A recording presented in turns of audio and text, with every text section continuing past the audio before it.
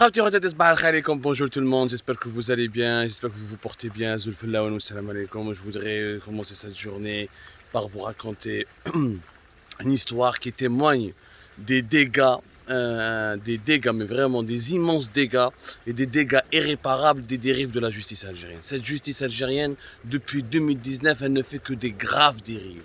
Et ces graves dérives sont en train de porter un énorme préjudice au fonctionnement normal et rationnel de l'État algérien et par conséquent, ces dérives menacent la stabilité du pays. Hier, Algérie Parle, nous avons fait des révélations sur la pénurie des médicaments. Nous avons expliqué, avec des chiffres à l'appui, des faits qui sont vérifiables, et nous défions les autorités algériennes de nous démentir encore une fois, qu'au sein de la PCH, la pharmacie centrale des hôpitaux, qui est l'organisme étatique et public algérien chargé de l'approvisionnement de tous les hôpitaux publics, de l'approvisionnement aux médicaments de tous les hôpitaux publics et de tous les dispensaires et les polycliniques publiques. C'est-à-dire tout ce qui relève de la santé publique, toutes les structures de santé publique sont alimentées et approvisionnées en médicaments et en dispositifs médicaux par la pharmacie centrale des hôpitaux. Et la PCH, qu'est-ce qu'elle se passe?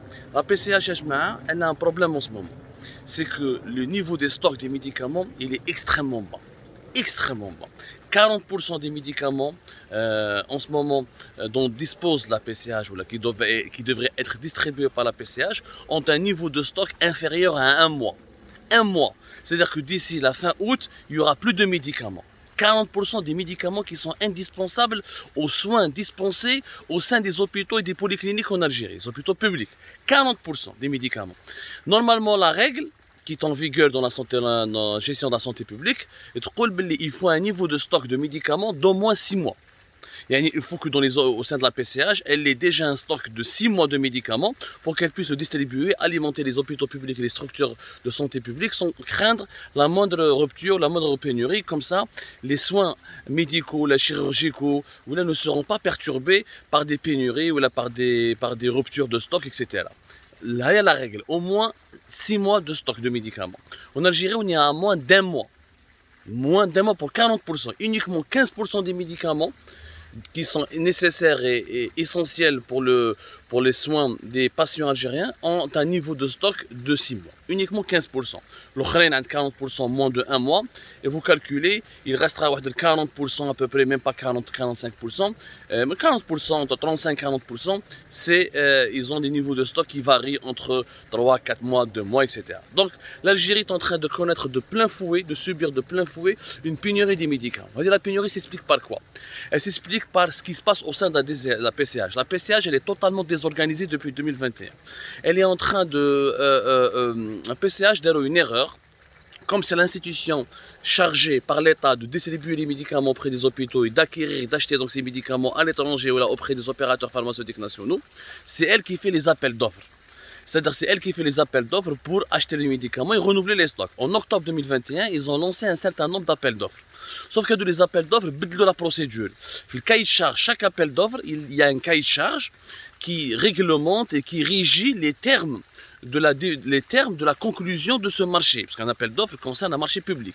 Les cahiers de charges, ils donnent des spécificités, des exigences techniques et commerciales et les postulants doivent répondre à ces exigences pour pouvoir remporter ce marché public et donc être payés par la PCH en contrepartie des médicaments qu'ils vont lui livrer.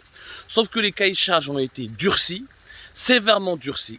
Et comme ils ont été sévèrement durcis et sans prendre en considération le caractère urgent de l'achat des médicaments, ce qui fait que la majorité écrasante de ces appels d'offres en octobre 2021 ont été infructueux. Personne n'a pu répondre aux exigences des cahiers de charges et personne n'a pu répondre aux attentes des appels d'offres. Du coup, ils ont été déclarés majoritairement infructueux. Comme ils ont été déclarés majoritairement infructueux, les médicaments n'ont pas été livrés, n'ont pas été achetés, n'ont pas été réceptionnés. C'est pour ça que depuis 2021, nous avons jusqu'à aujourd'hui une pénurie importante de plusieurs médicaments importants et indispensables pour la préservation de la santé de plusieurs millions de patients algériens. Et c'est pour ça que je vois les Algériens l'étranger, ils passent leur temps à appeler leurs compatriotes à l'étranger pour leur envoyer des médicaments qui sont introuvables sur le marché national.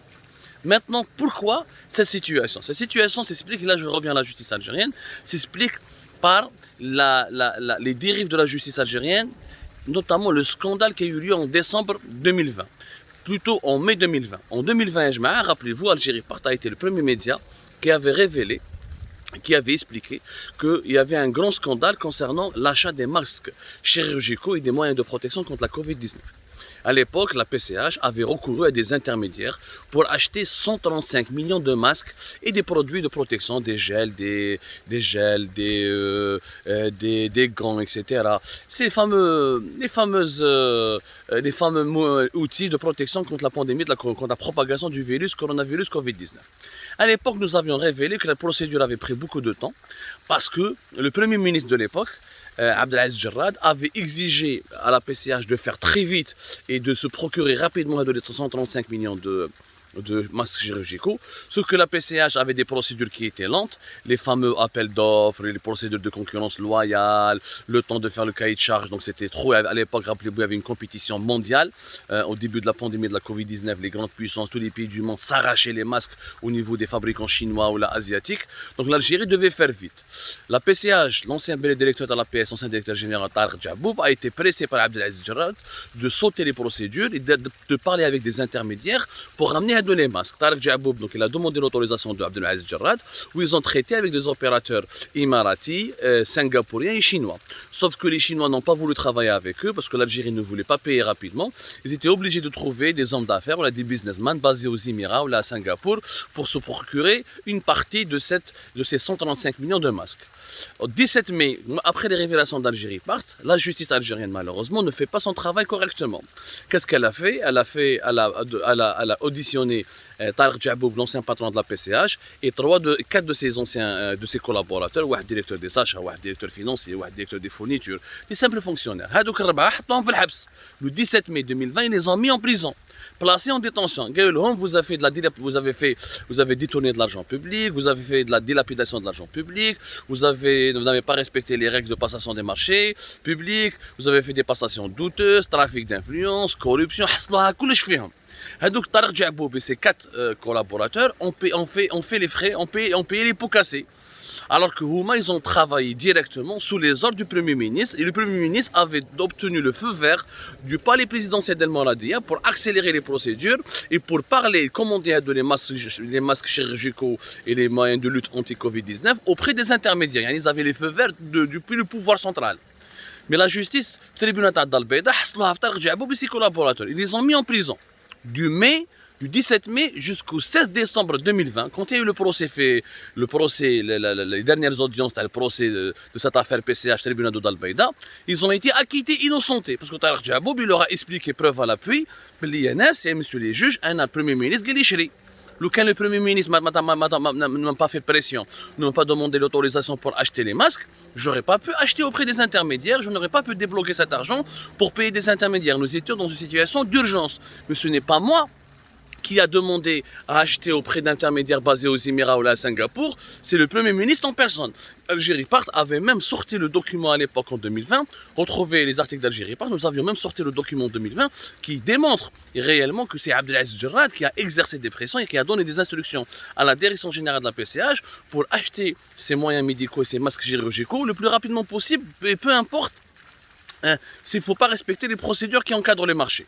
Parce que l'Algérie n'avait pas de production suffisante, ne pouvait pas produire suffisamment de quantité de masques chirurgicaux. Il fallait attendre un petit peu, quelques mois, il fallait attendre jusqu'au début de l'année 2021 pour que l'Algérie puisse se doter de certaines unités de production.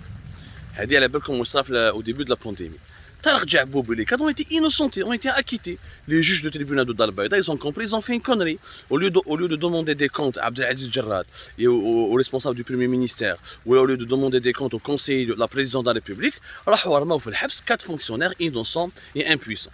Moi, le scandale, la nouvelle direction qui s'est installée à la PCH depuis 2021, elle a été traumatisée. Tous les employés de la PCH ont été traumatisés.